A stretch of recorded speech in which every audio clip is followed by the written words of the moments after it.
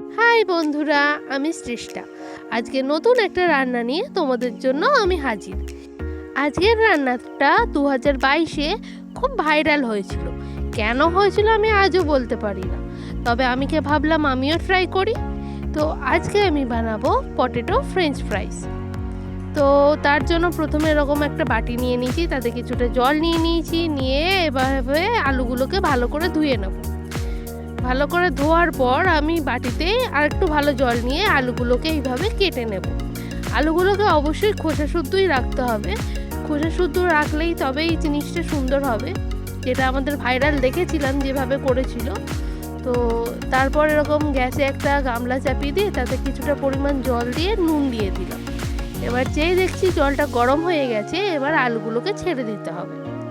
আলুগুলো ঠিক মনে রাখতে হবে 80%ই রান্না হবে, বাদবাকিটা যখন আমরা ফ্রাই করব তখন বাদবাকিটা সেদ্ধ হয়ে যাবে। মানে এই মুহূর্তে তোমাদের কিন্তু পুরো একদম সেদ্ধ করাটা দরকার নেই। পুরো যদি সেদ্ধ করো তাহলে পরে যখন ফ্রাই করবে তখন ভাজতে খুব অসুবিধা হবে। তো আমার আলুগুলো সেদ্ধ হয়ে এসছে প্রায় 80%। তো দেখতেই পাচ্ছ কি সুন্দর ফুটছে। এবার আমি গ্যাসটাকে নিভিয়ে দেবো। নিভিয়ে দেওয়ার পর এই যে আমার আলুগুলো হয়ে গেছে, দেখতেই পাচ্ছ কি সুন্দর গোটা গোটা আছে, কিন্তু আমি বুঝতে পারছি এটা 80% হয়ে গেছে। তোমাদেরও কিন্তু তাই করতে হবে। এবার একটা গামলা নিয়ে তাতে কিছুটা পরিমাণ ঠান্ডা জল দিয়ে আলুগুলো একে একে তুলে নিয়ে সেই ঠান্ডা জলে ছেড়ে দিতে হবে, যাতে আলুর যে সেদ্ধ হচ্ছে গরম জলের জন্য সেই সেদ্ধ হওয়াটা বন্ধ হয়ে যায়।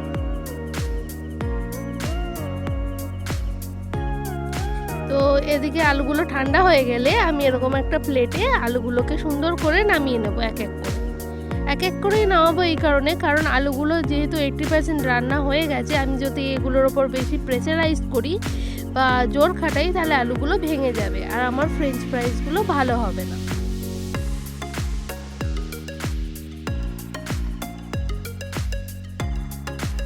এবার একটা গামলা নিয়ে তাতে আমাদের যে ফ্রেঞ্চ ফ্রাইসের ব্যাটার সেটা রেডি করে নেব।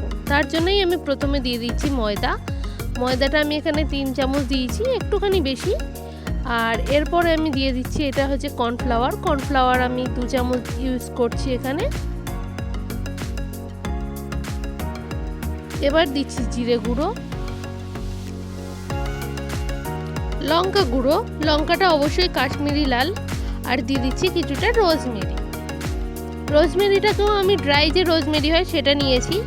আর দিলাম এবার নুন।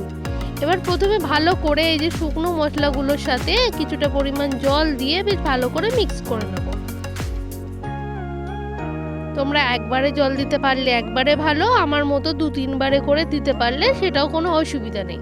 আর আমাদের যে ব্যাটারটা হবে সেটা খুব একটা ঘন হবে না, মানে যেরকম বেসমের সাথে চপ বানানোর সময় যে ব্যাটারটা রেডি করি সেটা অনেকটাই ঘন হয়, কিন্তু আমাদের এই ক্ষেত্রে কিন্তু ব্যাটারটা খুব একটা ঘন চাই না। আমাদের এখানে একটা পাতলা ব্যাটার চাই, যাতে শুধুমাত্র আলুর ওপর একটা কোটিং হয়। আর যেহেতু কর্নফ্লাওয়ার আছে এই জন্য কোটিং পড়তে কিন্তু খুব একটা অসুবিধা হবে না। কর্নফ্লাওয়ারটা ময়দাটাকে ধরে রাখবে আমাদের আলুর সাথে। এবার একটা প্যানে বেশ কিছুটা পরিমাণ তেল দিয়ে আমি গরম হতে দিয়ে দেবো। এটা গরম হয়ে গেলে এদিকে আমি ব্যাটারের মধ্যে আলুগুলোকে ছেড়ে দেবো।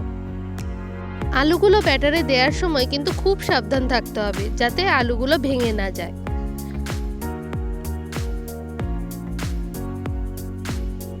ভেঙে গেলেও যে খেতে খারাপ লাগবে তা নয়, কিন্তু ফ্রেঞ্চ ফ্রাইজের যে লুকটা আমরা আনছি সেটাই চলে যাবে। আর দেখতেই পাচ্ছ আমাদের ব্যাটারটা কি সুন্দর পিঙ্ক কালারে চলে এসেছে। এবার একে একে আলুগুলোকে এরকম কাঁটা চামচের সাহায্যেই আমাদের তেলের মধ্যে দিয়ে দিতে হবে, কারণ বেশি পরিমাণের ব্যাটার আমরা কিন্তু চাই না। আর যেহেতু কাঁটা চামচের সাহায্যে দিচ্ছি সেই জন্য যে এক্সট্রা ব্যাটারগুলো থাকে বা হাতে করে দেওয়ার সময় বা চামচে করে দেওয়ার সময় আমাদের প্যানের মধ্যে পড়ে যাওয়ার ভয় ছিল, সেটা কিন্তু হবে না। আমাদের আলুটাই খুব সুন্দরভাবে ফ্রাই হয়ে বেরিয়ে আসবে।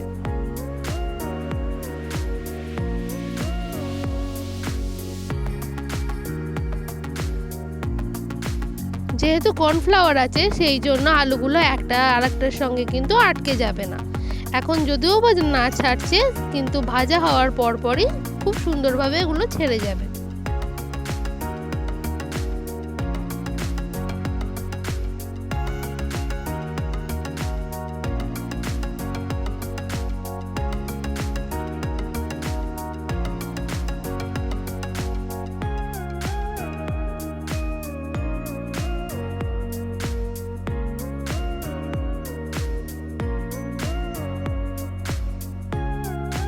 বেশ ভালো করে নাড়াচাড়া করে গরম তেলে কিন্তু আমাদের এগুলোকে পুরো লাল লাল করে ভাজা ভাজা করে নিতে হবে।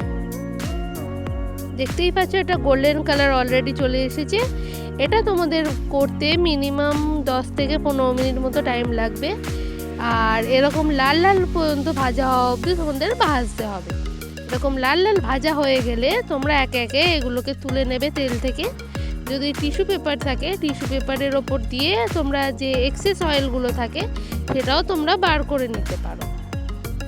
আমি এইভাবে একে একে সব আলুগুলোকে এইভাবে ভেজে নেব। দেখতেই পাচ্ছ আমাদের ফ্রেঞ্চ ফ্রাইস রেডি হয়ে গেছে। এবার আমি ফ্রেঞ্চ ফ্রাইস কি সস ছাড়া ভালো লাগে? তো চলো আজকে আমি বানাচ্ছি আমার একটা সিক্রেট সস। এটা স্পেশাল কিছু নয়, তবে খেতে কিন্তু স্পেশাল।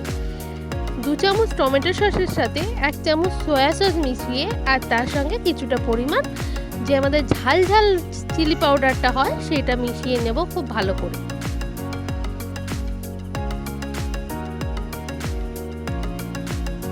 এটা কিন্তু একটা অন্য রকমের তোমার সস, ডিপিং সস যেটা হয় সেটা কিন্তু রেডি হয়ে গেল।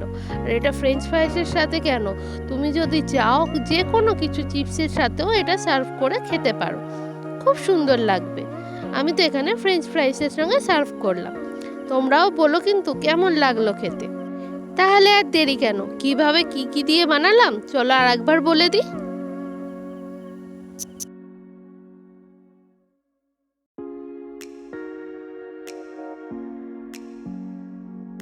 যদি আমার আজকের ভিডিওটা তোমাদের ভালো লেগে থাকে তাহলে অবশ্যই লাইক, শেয়ার, সাবস্ক্রাইব করে পাশে থাকবেন।